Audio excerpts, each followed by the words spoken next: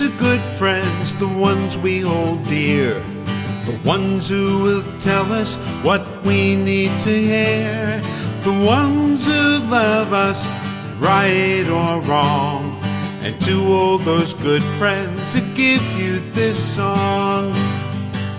Well, hello, good friends, and welcome back to The Last Walk, Remember When, with your host, Ron Baumbach. And we're going back in time again to the fun times. So get up, get off your easy chair, and walk over to your fridge. And depending upon the day you have, you may want to reach in the back for a bottle of prune juice. And up in the cupboard for those chocolate wafers that are in Hershey, if you know what I mean. Or if you're feeling better, get a sarsaparilla soda and some Dunkin' Donuts and some devil dogs. So, get back in your easy chair, turn on your level lamp, close your eyes, get ready, it's storytelling time. The Last Walk is back. Life is too short, we get only one turn. With luck we find beauty, but we sometimes get burned. But if you've had a true friend, or perhaps love, you've experienced the peace of heaven above. When I wrote my book about a couple of years back, I had a section on page 86, I believe it was, called Wonders, Childhood Wonders. You see, I wondered about a lot of things when I was a kid, and I still do. A good friend of mine, Ken, upstate New York now, always said I have an incredible ability to remember the most bizarre things that are really unbelievably unimportant. But in the grand scheme of things, they're usually fun. So, maybe this is what this recollection and these weekly shows are all about. But as long as we have fun, that's the important thing. I remember going to my mom in the middle of the night many, many times, worrying about how the world was going to end. How did it begin? What's going on here? How did this happen? She would say, look at a circle. And she would draw a circle and say, you can't find the beginning, can't find the end. It's a mystery. No one knows where it begins, and no one knows where it ends. That's the same thing as life. It just goes on and on and on. That's what eternity's all about. And she goes, basically, it's a mystery. Go back to bed and don't worry about it, because we're not going to figure it out, so just relax and chill. So, I wondered how God decided to make our bodies. What made him give us 5 fingers and 5 toes, 2 hands, 2 feet? Where did that come from? Why are some people smart, others aren't? Some good looking, others not. Some very athletic, others not. Why are the people on the earth and nowhere else? Unless they are. We don't know.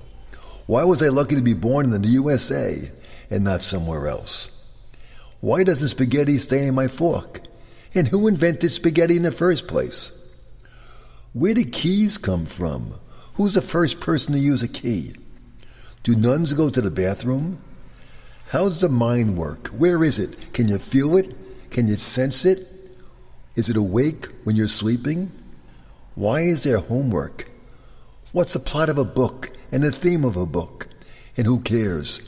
What's the reason for algebra and geometry? Why do baseball managers wear uniforms and football coaches don't? Where's heaven? Where was I before I was born? How does a TV work? How do you get a picture of somebody? And did Alexander Graham Bell invent the telephone ring? Don't you love wrong numbers? I love wrong numbers. Especially those crazy calls that people tell me my college loan was approved. They don't realize I graduated way back in the early 70s. So I think my college loan is more than approved. It's way back and paid. So where did spaghetti come from? How about keys? How about pasta? Ice cream? On top of spaghetti, all covered with cheese, I lost my poor meatball when somebody sneezed. I don't know about you folks, but I love spaghetti. Spaghetti and meatballs with that red sauce. I know some people call it gravy, we call it sauce. One of my best memories as a kid was getting spaghetti and meatballs. My wife makes it.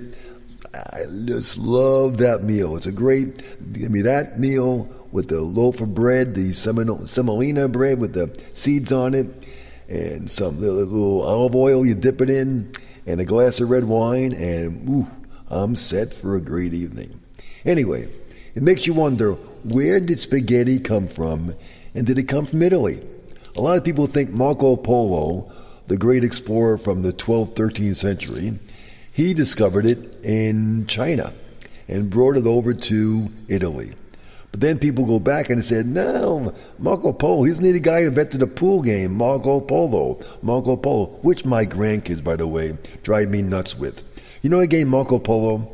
I wonder why they call it Marco Polo.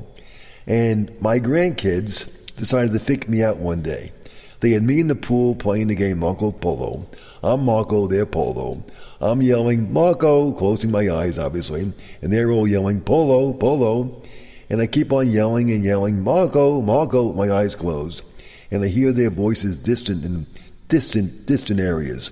I keep yelling, Marco, and I hear Polo, Polo. Finally, I open my eyes up.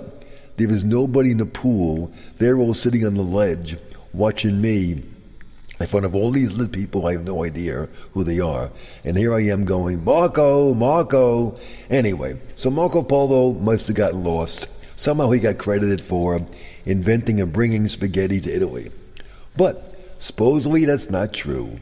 From the Talmud, you find out in the 5th century AD, they refer to pasta that could be cooked through boiling and was conveniently portable. And somehow it got over into Sicily around the 12th century. So, even though our buddy Marco was credited for bringing in spaghetti into Italy, it probably wasn't true. But then again, who invented the meatball? From what I understand, the meatball is not really Italian. It's an American version that we created here for spaghetti and meatballs. That you supposedly can't get it, or you don't see it too often, in Italy. Now, when I was there a couple years ago, I've been there a number of times. Italy, we were there a few years ago. The food is awesome, incredible. But I don't recall seeing spaghetti and meatballs on the menu. What's your favorite Italian dish?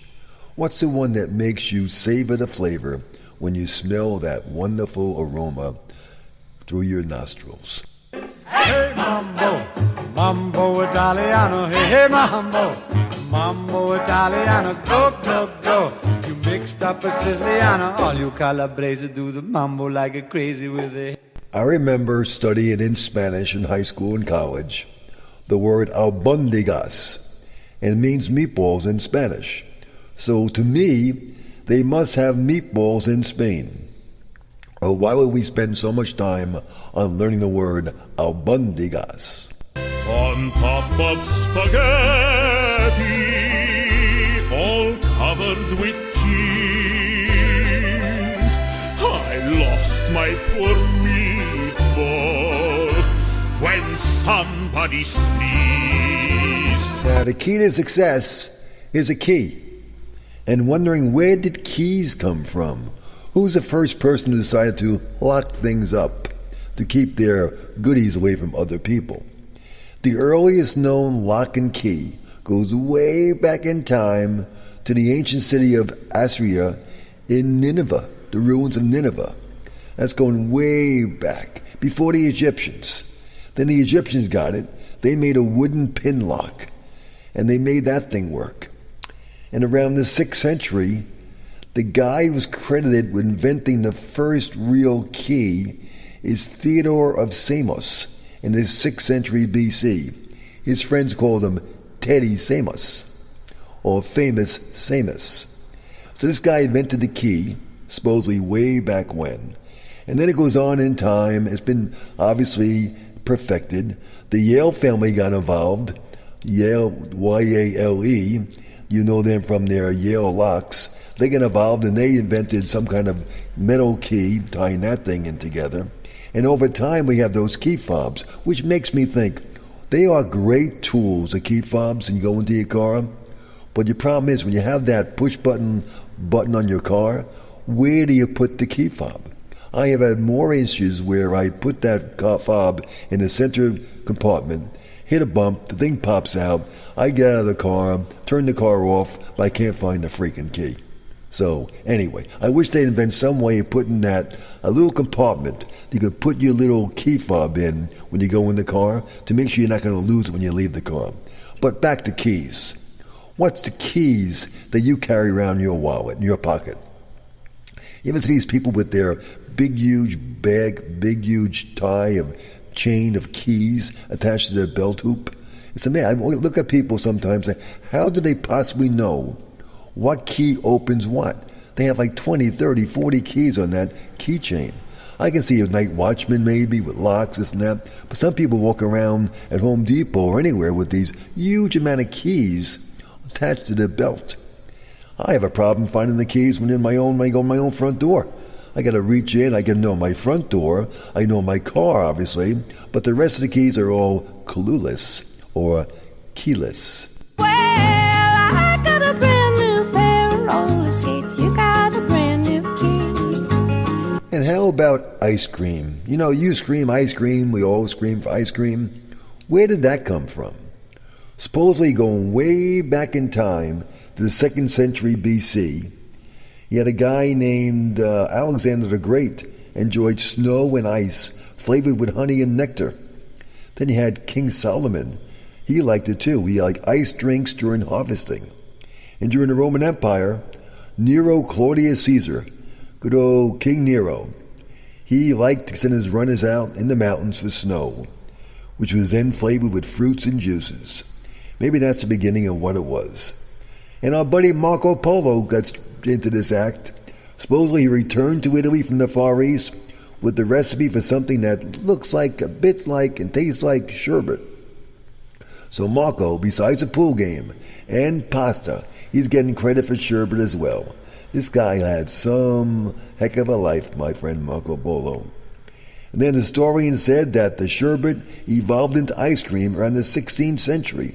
So what did these guys do all that time? I mean, really think of it. You had all these people doing inventing of sherbet, and they invented their ices with the fruit nectar, and they had the same thing for like 2,000 years. It took them to the 16th century to say, let's put some cream in there. What were these people thinking? The Middle Ages, the Dark Ages. I wonder if I missed a lot of that in school, but what was going on in that 1,000-year period of the world? Where people were just like existing? I don't know, but something doesn't make sense to me. The first time we hear ice cream mentioned in America was in 1744 in a letter written by the Maryland governor, a guy named William Bladen, Billy Bladen. He wrote a letter about ice cream, and it was in that official notice that people first heard the word in America that we have record of. A first ad was in the New York Gazette on May 12, 1777, when a guy named Philip Lindsay announced ice cream was available almost every day. Imagine that? They didn't have it every day, just certain days of the week. And then finally Phil Lindsay came up and said, hey folks, every day you get ice cream in my shop. Here's to good friends, the ones we hold dear, the ones who will tell us what we need to hear, the ones who love us, right or wrong, and to all those good friends who give you this song. And how about Chinese fortune cookies? Now, some people think they came from China, some people believe it came from Japan, and a guy named David Jung, the founder of Hong Kong Noodle Company in Los Angeles, he claims that he invented it in the year 1918 in California. Many people believe they made them, but this guy Dave Jung says he is the guy who's the father of the Chinese fortune cookie.